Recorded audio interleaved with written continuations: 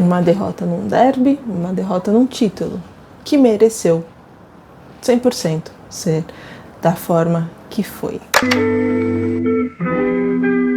Olá pessoal, vocês estão no canal Opspan e hoje estou aqui para falar sobre a final do Campeonato Paulista de Futebol Feminino entre Palmeiras e Corinthians. Há muito do que se dizer sobre essa final. No final das contas, no infringir dos ovos, ainda bem que perdeu, pois isso escancarou para a grande torcida, né, torcida inteira, e não apenas o nicho que acompanha o futebol feminino diariamente, todas as competições, o que realmente estava acontecendo. Eu tenho poucos vídeos aqui ainda no canal, mas se você pegar todos eles, a maioria das vezes eu falo que o time jogou muito mal. Apesar das vitórias, apesar dos títulos, o time jogou muito mal.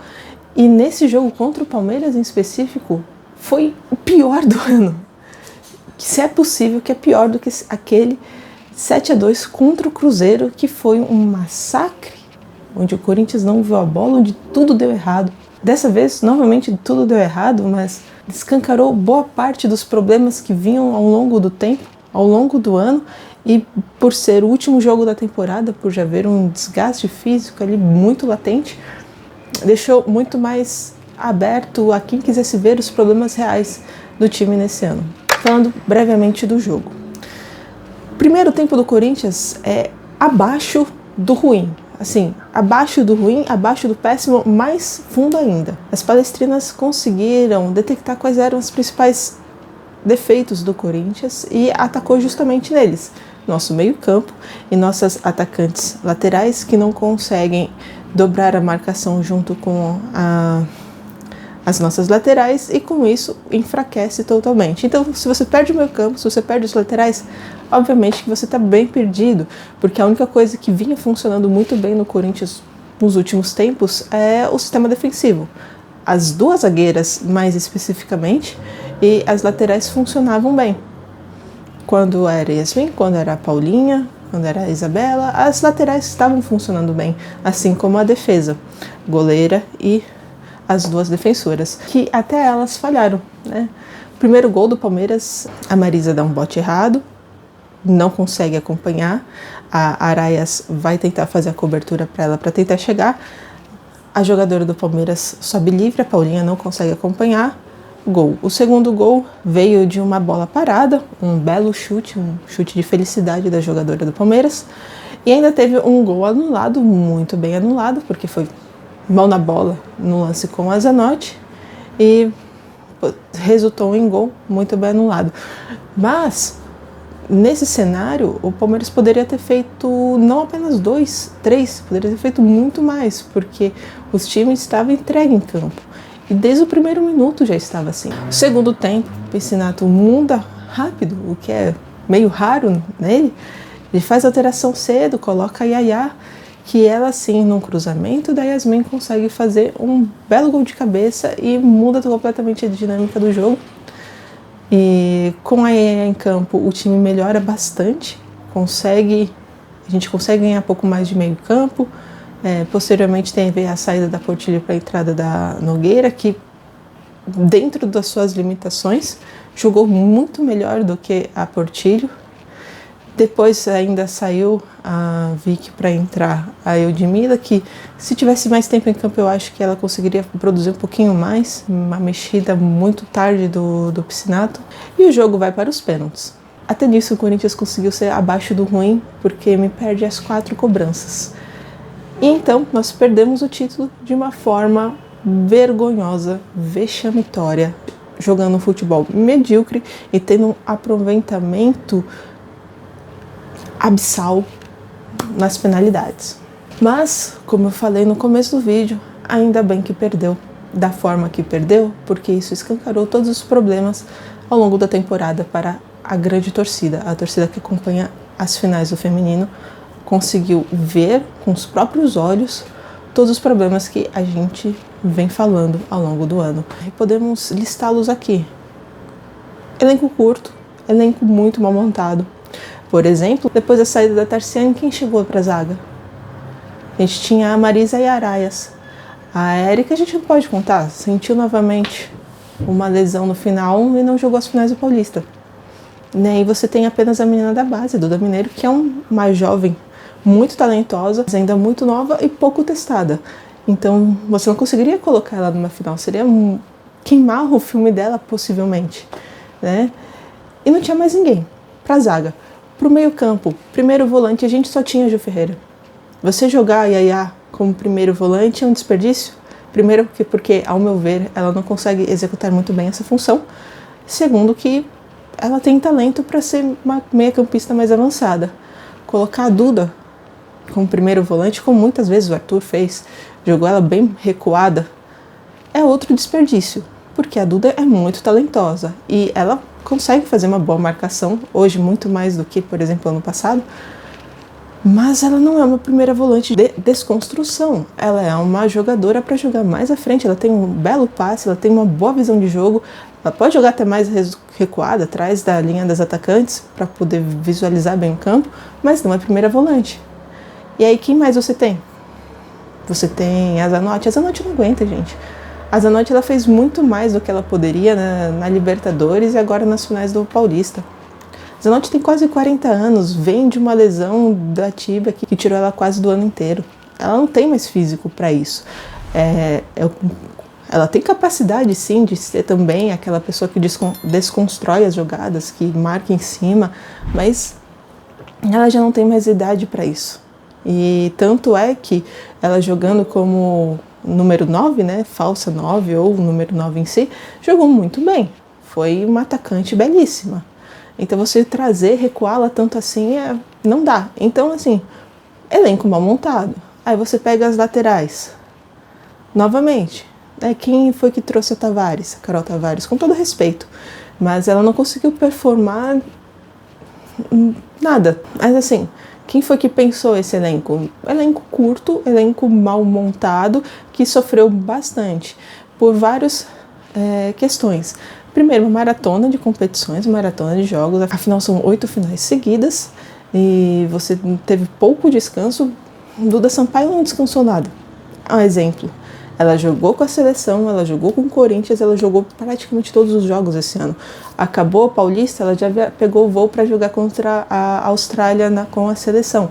Então, é uma jogadora que está só o pó da rabiola. E mesmo assim, mesmo ela, né, colocando um asterisco, ela conseguiu ser regular. Tanto no Corinthians quanto na seleção, ela conseguiu performar. Mas você tem outras jogadoras, a Tamires volta só ano que vem. Se machucou lá nas Olimpíadas e não voltou. A Jennifer, que talvez não fique, também não voltou mais. A Gabi Portilho e a Yasmin se machucaram, voltaram, mas continuaram sentindo as lesões. E você teve outras jogadoras aí que se lesionaram ao longo do ano. Então é um elenco muito curto, um elenco muito enxuto. Aí você tem um outro problema em cima de ter um elenco curto, uma maratona de competições que mesclam time e seleção. Você tem o problema entre jogadoras e treinador. Eu acho que ficou escancarado durante o ano que as jogadoras não aceitavam muito bem o Piscinato. Tem alguns pontos que são bem visíveis disso.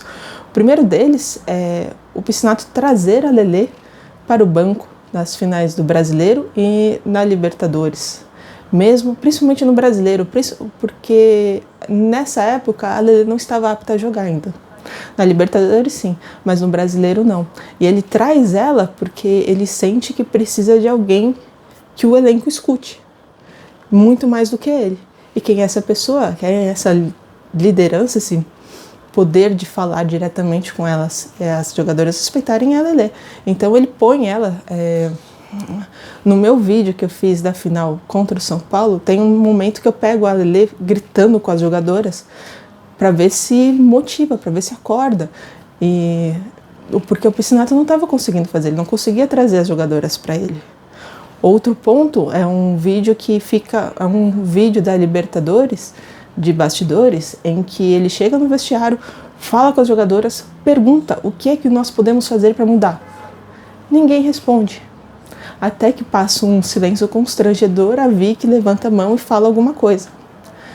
E aí você chega nessa final desse Paulista com a festa do Paulistão, das premiações, e as jogadoras não vão. A maioria delas. O Piscinato é questionado. E ele diz, não sei, foi decisão delas, elas deveriam estar aqui. Então isso, você vai somando as coisas e percebe que sim, ele nunca teve o elenco na mão, as jogadoras nunca respaldaram as ideias dele, nunca, não sei, nós não conseguimos especular muito bem os motivos, mas o Arthur Elias não vai voltar. Se você olhar o mercado de treinadores para o futebol feminino, ele é muito enxuto e muito ruim. Os principais nomes ventilados para substituir o Arthur Elias, na época, não performaram bem esse ano, né? Não teve ninguém de destaque. Você pode ver, a Camila Orlando não conseguiu fazer esse Palmeiras ir para a Libertadores. Performou bem o Paulista, mas só. Nas demais competições foram muito mal. E passou muito sufoco contra uma Ferroviária muito fragilizada. Eu diria que é a pior Ferroviária que eu vi nos últimos anos. Quase perdeu a vaga para a final para essa Ferroviária.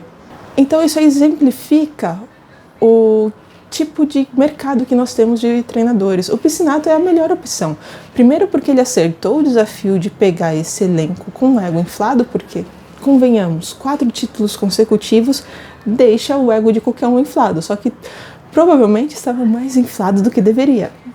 Então você pega esse elenco, ele tem a coragem de aceitar esse elenco, sim, porque você tem que ter coragem de aceitar um elenco que sabe-se que vai ser complicado, com uma pressão gigantesca de conseguir fazer algo semelhante ao seu antecessor, que é muito vitorioso, tem a história cravada no clube, e um elenco curto, porque esse elenco já estava praticamente montado quando ele veio. Não houve muitas diferenças. Então o Piscinato vem, e assim, fora isso, volto a dizer que ele era o melhor nome que tinha. Porque os melhores jogos, os jogos mais desafiadores do Corinthians, do Arthur Elias, foi contra o Piscinato. O São Paulo do Piscinato foi muito difícil de ganhar. Os Inter do Piscinato foi muito difícil de ganhar. Inclusive, a gente quase... Inclusive, o mesmo Inter quase tirou a gente da Libertadores ano passado. Foi um jogo de muita raça das meninas e conseguiu passar pelo Inter, porque senão a gente teria perdido. Era o Inter do Piscinato. Então o Piscinato, ele tem uma visão de jogo, ele é um bom treinador, eu não acho ele um treinador excelente, eu acho que falta umas coisas nele ali, assim, para elevar o nível dele, Piscinato, mas é um bom treinador. E a gente tem um bom treinador e, assim, 4 competições deste ano, 4 finais, 3 títulos. Não é fácil. Não é, com todas as adversidades, não é fácil. E ele conseguiu. E ainda um vice-campeonato.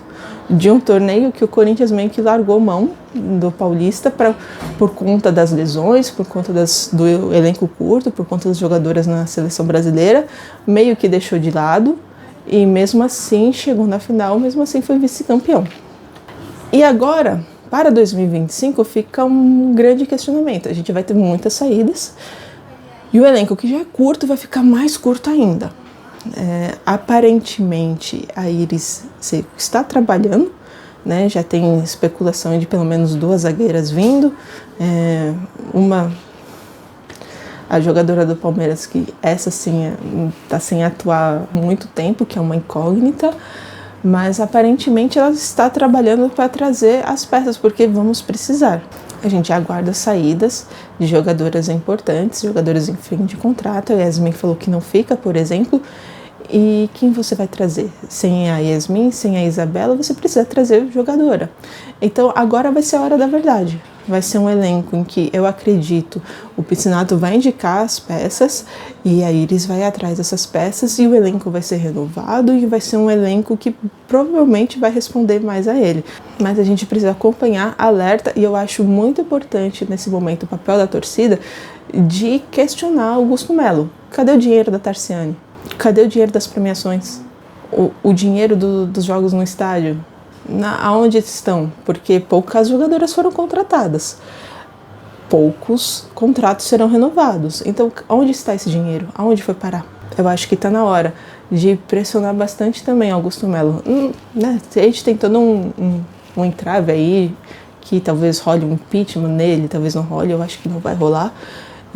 Mas seja quem for, a torcida também precisa cobrar para o futebol feminino, até porque no momento que houve uma cobrança bem acentuada, a Iris começou a mostrar mais, a se mostrar mais e mostrar o que estava fazendo e começou a apresentar um trabalho melhor. Então, o papel da torcida vai ser muito importante para 2025. No mais, a gente vai precisar aguardar o desfecho de tudo isso e acompanhar. Então é isso, pessoal. Esse foi o vídeo de hoje, destrinchando aí um pouco do que foi a final e um pouco do que está acontecendo, as minhas opiniões sobre isso. Mas assim, no final das contas, foi um ano muito legal para o Corinthians feminino, em termos de títulos. Cara, são 8 finais seguidas, 7 títulos conquistados. Apesar desse paulista, desse final melancólico que nós tivemos contra o principal rival, foi um ano muito bom do Corinthians feminino, um ano muito importante, um ano de engrandecimento e um ano de alegrias, assim. Se a gente, enquanto corintiano, sofre bastante com o futebol masculino, eu acho que o feminino sempre foi esse alento, e esse ano foi esse alento novamente de deixar a gente orgulhoso de ter aquele, né, aquela felicidade. Enfim, se você gostou do vídeo, deixa o joinha pra gente, inscreva-se no canal, convida a participar dessa nossa pequena comunidade. Nos vemos na próxima. Até mais!